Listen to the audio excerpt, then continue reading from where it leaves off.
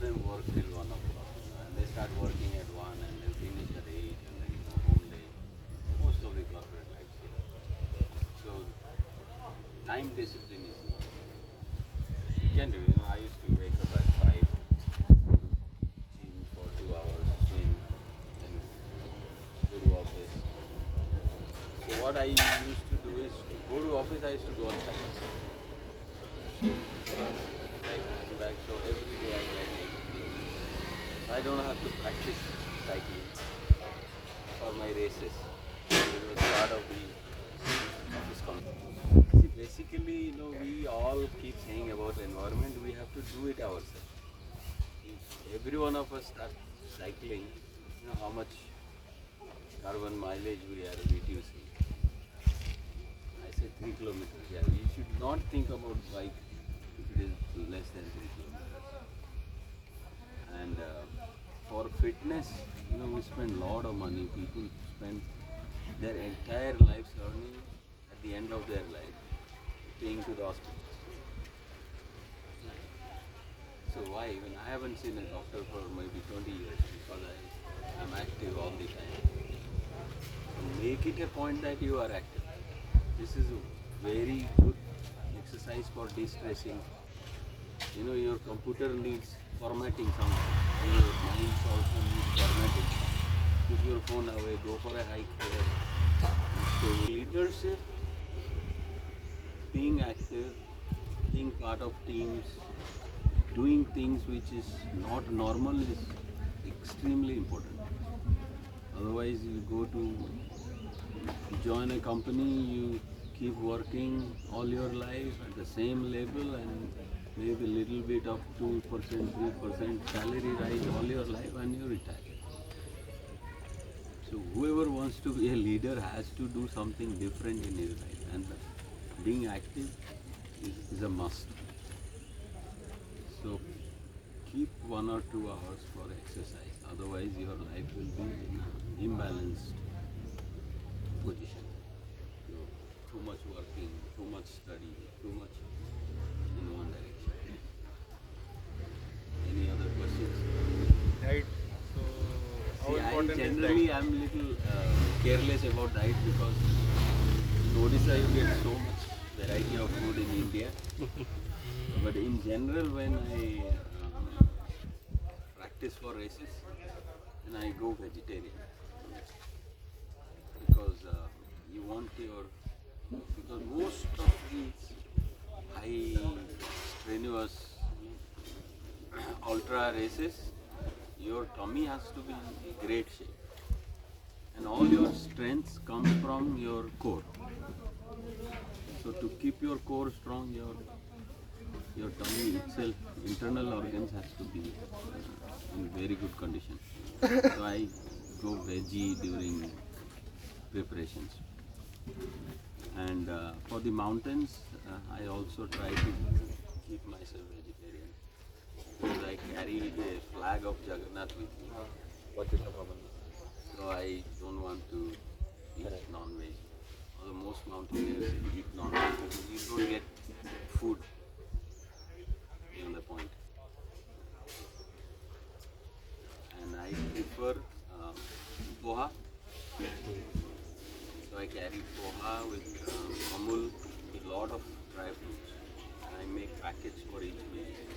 It's lighter and then it's easy to cook. So what you do is you melt ice, boil water and put poha. It becomes like a nice sweet khichdi type of a thing. That's my diet. Your average journey took how many days? 50. 50. Oh. 55 going, coming, everything. So at a stretch. No, for Everest it's an interesting thing. So to going to base camp and it takes 10 days. Okay. You have to walk all the way. And then what you do is you have to do a lot of practice runs for acclimatizing your lungs. Because if you don't acclimatize for altitude, then water starts forming in your lungs. You get edema and you die. So for that, what you do once you reach, even going to Everest base camp, you have to stop at many places for your heart and lungs to adjust. Then once you reach base camp, you climb, say, you climb from base camp to 20,000 feet, and then you come back. You rest for 3-4 days. Then you go to 21,000 feet, then 23,000 feet, then you come back. So every time you go a little and you come back to base camp and rest. So that takes time. And final push is around, say, 7-8 days. From base camp to the top. And for that, yes, please. Are your journeys funded or you have to arrange your own fund and So all this has been done by my own. But for Climbing big mountains is costly. But climbing or hiking in general is very cheap. Because all you have to invest is in good equipment. Good gear, good shoes, good trousers, good layers. And then two most expensive things you should buy is your shoes and your backpack. If they are not good, then you will suffer all your journey. Size shoes should fit very nicely, and there should be at least 1 inch space. So whatever is your size, buy 2 size or 1 size bigger. Your legs will swell, and if it starts hitting, you have to walk for like 50-60 kilometers with heavy load. Yeah, if the shoes are not good, plus you're walking on ice, walking on snow, walking in water, walking real hard rocks. These normal shoes will break within like few hours. Once you start building your adventure gear, you become a different person. You always invite you. It gets into your head that every 4-5 months I have to do something, otherwise I'll be bored. Life is not good. at what age you started all these things, mountaineering or cycling? I kept climbing. I learned all this in NDA, National Defense Academy. But then I had a knack.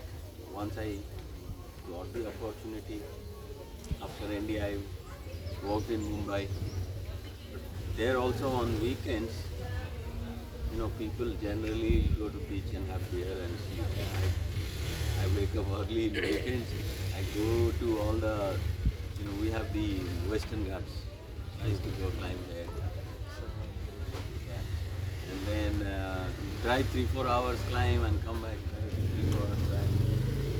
And then once I reach US, it's like a Makkah for adventure. Every kind of adventure is there. There also a lot of Indians don't do it, all these things, which is bad. Whatever he has, everyone is on a cycle. There are dedicated cycle trails with thousands of people cycling everywhere. So, there are, I think, 4 times more cycling shops than car or motorcycle shops. So that's the amount of cycling goes on around the world. From US I started learning all the high-end techniques. Ice climbing, snow hiking, all the navigation tools, modern tools. There are 2 apps. The most famous app is All Trails. So whoever travels, open your All Trail and see is there any hiking route, is there any biking route. It will show up. All Trails. And then it will guide you through the entire hike, and you will meet a lot of people, make a lot of new friends. It's a great thing to be adventurous. Yeah.